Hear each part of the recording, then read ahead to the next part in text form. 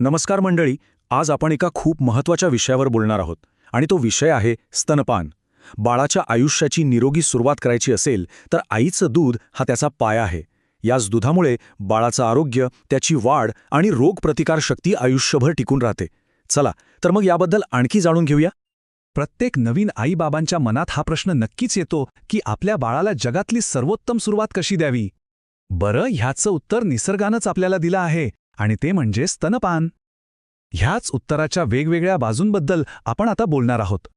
तर मग सुरुवात करूया एकदम बेसिक गोष्टीपासून. स्तनपान म्हणजे नेमकं काय आणि ते इतकं खास का मानलं जातं? बघा, ही व्याख्या किती सरळ आणि सोपी आहे. बाळाला पोषण देण्याचा हा सगळ्यात सोपा, सुरक्षित आणि सगळ्यात नैसर्गिक मार्ग आहे. म्हणजे यात काहीही बनवलेलं नाही, वेगळी तयारी करायची गरज नाही. ही तर निसर्गानेच दिलेली एक परफेक्ट देणगी आहे. एक सोपं उदाहरण बघूया. जसं गाईचं दूध तिच्या वासरासाठी बनलेलं असतं किंवा शेळीचं दूध तिच्या करडासाठी, बरोबर? अगदी तसंच आईचं दूध हे फक्त आणि फक्त तिच्या बाळासाठी, त्याच्या गरजांनुसार तयार झालेलं असतं. कमाल आहे ना निसर्गाची ही रचना? आणि आईच्या दुधाची खासियत काय आहे? तर 3 महत्त्वाच्या गोष्टी आहेत. पहिलं म्हणजे ते नेहमी बाळासाठी परफेक्ट तापमानाचं असतं. दुसरं, ते पूर्णपणे निर्जंतुक म्हणजे एकदम शुद्ध असतं. आणि तिसरं, जे सगळ्यात महत्त्वाचं आहे, ते म्हणजे बाळाची गरज जशी बदलेल तसं हे दूधही बदलतं. म्हणजे एक प्रकारे हे स्मार्ट मिल्क आहे. अच्छा, तर आता पुढे जाऊया. आईच्या दुधाला पोषणाचं अमृत असं का म्हणतात? म्हणजे असं नेमकं काय आहे त्यात जे बाळासाठी एवढं फायदेशीर ठरतं? चला पाहूया. सगळ्यात पहिलं म्हणजे या दुधामुळे बाळाची शारीरिक आणि बौद्धिक दोन्ही प्रकारची वाढ उत्तम होते. पण इतकंच नाही, यात इंटरफेरॉनसारखे नैसर्गिक घटक असतात जे रोगप्रतिकार शक्ती वाढवतात. हे घटक म्हणजे काय, तर बाळाच्या शरीराचे छोटे सैनिकच समजा, जे बाहेरच्या जंतूंशी लढतात आणि बाळाला आजारांपासून दूर ठेवतात, त्याची इम्युनिटी मजबूत करतात. आणि हा एक खूपच महत्त्वाचा मुद्दा आहे. लक्षात घ्या की आईच्या दुधाची बाळाला कधीच ॲलर्जी होत नाही. बाळाचं शरीर ते अगदी सहजपणे स्वीकारतं. ही गोष्ट आपण इतर कुठल्याही दुधाबद्दल इतक्या खात्रीने नाही सांगू शकत. बरं, फक्त पोषणच नाही, याचे दुसरेही फायदे आहेत. एक तर हे पूर्णपणे मोफत आहे, त्यामुळे पैशांची बचत होते. दुसरं म्हणजे यासाठी वेगळी काही तयारी लागत नाही. पण या सगळ्यात सुंदर गोष्ट कोणती असेल तर ती म्हणजे स्तनपानामुळे आई आणि बाळ यांच्यातलं नातं खूप घट्ट होतं. ही फक्त दूध पाजण्याची क्रिया नाही, तर ती एक भावनिक देवाणघेवाण आहे. आणि हे वाक्य बघा किती खरं आहे. स्तनपानातून बाळाला फक्त दूध नाही मिळत, तर आईच्या जवळ असल्याची एक सुरक्षितेची भावना मिळते. आईचा स्पर्श, तिची माया ही बाळाच्या भावनिक विकासासाठी खूपच मौल्यवान असते. ठीक आहे, आतापर्यंत आपण फायदे बघितले. पण आता काही प्रॅक्टिकल प्रश्नांकडे येऊया, जे खास करून नवीन आई झालेल्यांना पडतात. बघूया त्यावर काय उपाय आहेत. हा प्रश्न आजकाल खूप महत्त्वाचा झाला आहे, बरोबर? मी नोकरी करते, मग बाळाला स्तनपान कसं शक्य आहे? अनेकांना वाटतं की नोकरी आणि स्तनपान एकत्र करणं कठीण आहे. पण खरं तर याचा समतोल साधता येतो. आणि याचं उत्तर आहे हो, नक्कीच साधता येतो. यावर एक अगदी सोपा आणि प्रभावी उपाय आहे. दूध काढून साठवून ठेवणे. म्हणजे काय, तर कामावर जाण्याआधी दूध काढून ठेवायचं. ते व्यवस्थित स्टोअर करायचं आणि मग आई घरी नसताना तेच दूध बाळाला देता येतं. आता हे दूध साठवण्याचे नियमही अगदी सोपे आहेत. जर रूम टेम्परेचरला ठेवलं तर ते साधारणपणे 6 ते 8 तास चांगलं राहतं. आणि जर फ्रीजमध्ये ठेवलं तर चक्क 24 तास टिकतं. आणि एक महत्त्वाची गोष्ट, हे दूध बाळाला देण्याआधी पुन्हा गरम करायची अजिबात गरज नसते. यासोबतच आजकाल मिल्क बँक नावाची एक संकल्पना पण खूप उपयोगी ठरते आहे. काही कारणांमुळे ज्या आया आपल्या बाळाला दूध पाजू शकत नाहीत, त्यांच्यासाठी किंवा इतर गरजू बाळांसाठी इथे आईचं दूध उपलब्ध होतं. आता पुढचा प्रश्न, जो अनेक पालकांना खूप सतावतो. बाळ जर आजारी असेल, समजा त्याला थोडा ताप आहे, सर्दी खोकला आहे, तर मग स्तनपान चालू ठेवावं की थांबवावं? काय वाटतं? याचं उत्तर आहे अजिबात नाही. स्तनपान थांबवायची चूक कधीच करू नये. उलट, जेव्हा बाळ आजारी असतं, त्याला ताप, सर्दी खोकला किंवा जुलाब होत असतील, तेव्हा तर त्याला आईच्या दुधाची नेहमीपेक्षा जास्त गरज असते. का? कारण त्या दुधातूनच त्याला आजाराशी लढायला ताकद मिळते, एनर्जी मिळते आणि सगळ्यात महत्त्वाचं म्हणजे रोगप्रतिकारक घटक मिळतात, जे त्याला लवकर बरं व्हायला मदत करतात. तर आपण स्तनपानाचे फायदे पाहिले. काही सामान्य प्रश्नांची उत्तरंही मिळवली. पण आता एक मोठा प्रश्न समोर येतो. की जर काही कारणांमुळे स्तनपान देणं शक्यच नसेल तर मग काय? वरचं दूध कसं द्यावं? बाळासाठी नक्की कोणतं दूध निवडायचं? आणि सगळ्यात महत्त्वाचं, दूध देण्यासाठी बाटली वापरावी की नाही? मागच्या भागात आपण काय पाहिलं तर बाळाच्या पोषणासाठी आईच्या दुधाला त्याला खरंच काही पर्याय नाही, तेच सर्वोत्तम आहे. हा पाया आपण एकदम पक्का लक्षात ठेवूया. पण समजा काही कारणांमुळे वरचं दूध द्यावंच लागलं, मग काय? ते कसं द्यायचं, कोणती काळजी घ्यायची, असे प्रश्न लगेच उभे राहतात, बरोबर? चला, तर मग याच महत्वाच्या प्रश्नांची उत्तरं शोधूया. ठीक आहे, तर आज आपण 4 मुख्य गोष्टी समजून घेणार आहोत. पहिलं म्हणजे गाईचं, म्हशीचं आणि शेळीचं दूध. दुसरं, दूध पावडरबद्दलची सगळी माहिती. तिसरं, दूध पाजण्याची नक्की योग्य पद्धत कोणती? आणि चौथं, पचनाबद्दलचा एक मोठा गैरसमज जो आपल्या मनात असतो. चला तर मग सुरुवात करूया.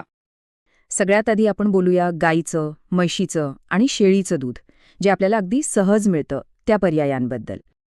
आईचं दूध आणि प्राण्यांचं दूध यात एक खूप मोठा फरक आहे.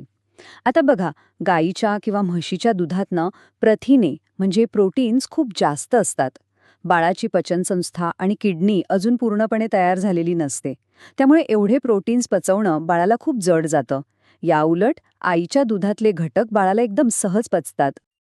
तर मग हे दूध पचायला सोपं कसं करायचं? विशेषतः 2 महिन्यांपेक्षा लहान बाळांसाठी दूध पातळ करणं हे अत्यंत गरजेचं आहे. आणि हे प्रमाण नीट लक्षात ठेवा. 3 भाग दूध असेल तर त्यात 9 भाग पाणी घालायचं. हो, 3 भाग दूध आणि 9 भाग पाणी. आणि हो, अजून एक महत्वाची गोष्ट. विकत आणलेलं दूध आधीच पातळ केलेलं नाहीये ना, याची खात्री मात्र नक्की करून घ्या. बरं, आता म्हशीच्या आणि शेळीच्या दुधाबद्दल काही खास सूचना आहेत. म्हशीच्या दुधात फॅट्स म्हणजे स्निग्धता खूप जास्त असते. म्हणून काय करायचं? दूध उकळून साय काढून मगच बाळाला द्यायचं. आणि शेळीच्या दुधाचं म्हणाल तर त्यात फॉलिक ॲसिड कमी असतं. यामुळे ॲनिमिया म्हणजे पंडुरोगाचा धोका असतो. म्हणून डॉक्टरांच्या सल्ल्याने फॉलिक ॲसिडचे थेंब देणं खूप गरजेचं ठरतं. चला, आता पुढच्या पर्यायाकडे वळूया, जो सगळ्यात जास्त वापरला जातो. तो म्हणजे दूध पावडर. याबद्दलची तथ्य आणि सूचना काय आहेत ते पाहूया. दूध पावडर किंवा ज्याला आपण फॉर्म्युला मिल्क म्हणतो, ते खरं तर आईच्या दुधाच्या जवळ जाईल असं वैज्ञानिक पद्धतीने बनवलेलं असतं. बाळाच्या वाढीसाठी लागणारे बरेचसे घटक त्यात असतात. पण एक गोष्ट आहे, हा पर्याय थोडा महाग असतो. आता येतो सर्वात महत्त्वाचा मुद्दा, पावडर आणि पाण्याचं प्रमाण. हे प्रमाण बाळाच्या आरोग्यासाठी इतकं महत्त्वाचं आहे की ते कधीही बदलू नका. नियम अगदी सोपा आहे. प्रत्येक 30 मिलीलिटर उकळून थंड केलेल्या पाण्यामागे 1 सपाट चमचा पावडर. हे प्रमाण अगदी तंतोतंत पाळणं गरजेचं आहे, कारण याचमुळे बाळाला योग्य पोषण मिळतं. दूध बनवायची पद्धत खूप सोपी आहे, पण त्यात चूक होता कामा नये. सगळ्यात आधी पाणी चांगलं उकळून घ्या आणि मग ते कोमट होऊ द्या. मग त्यात योग्य प्रमाणात पावडर टाका आणि चांगलं ढवळा. गुठळ्या अजिबात राहता कामा नयेत. आणि समजा हे प्रमाण चुकलं तर, म्हणजे दूध जास्त पातळ झालं किंवा जास्त घट्ट झालं, तर त्याचे परिणाम खूप गंभीर होऊ शकतात. बाळाचं वजन नीट वाढत नाही आणि त्याला कुपोषणाचा धोकासुद्धा निर्माण होऊ शकतो. ठीक आहे, दूध तर तयार झालं, पण आता ते पाजण्याची योग्य आणि सुरक्षित पद्धत कोणती आहे? चला, ते समजून घेऊया. बाळाला दूध पाजण्यासाठी नेहमी वाटी चमचाच वापरावा. हा सगळ्यात सुरक्षित आणि योग्य मार्ग आहे. आणि याच्या अगदी विरुद्ध फीडिंग बॉटलचा वापर मात्र कटाक्षाने टाळा. पण बाटली का नको याची 3 मुख्य कारणं आहेत.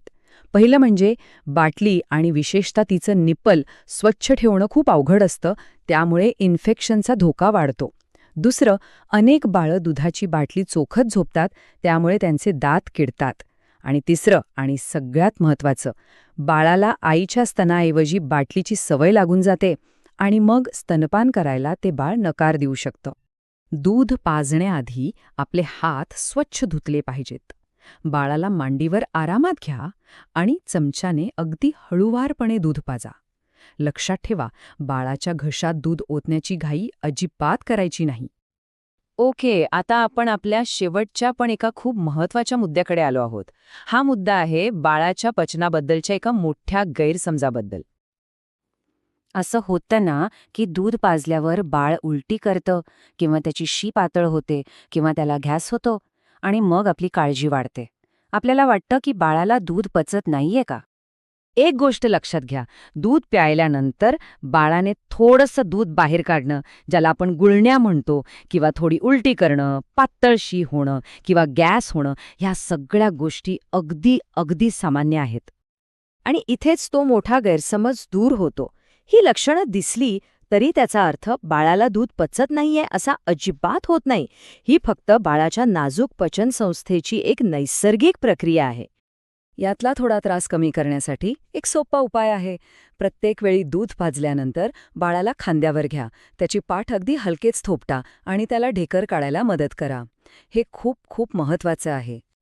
शेवटी आपण सगळ्यांनी हे लक्षात ठेवलं पाहिजे की योग्य पोषण, मग ते आईच्या दुधातून मिळो किंवा योग्य पद्धतीने दिलेल्या वरच्या दुधातून, त्याचा अर्थ फक्त पोट भरणं एवढाच नसतो.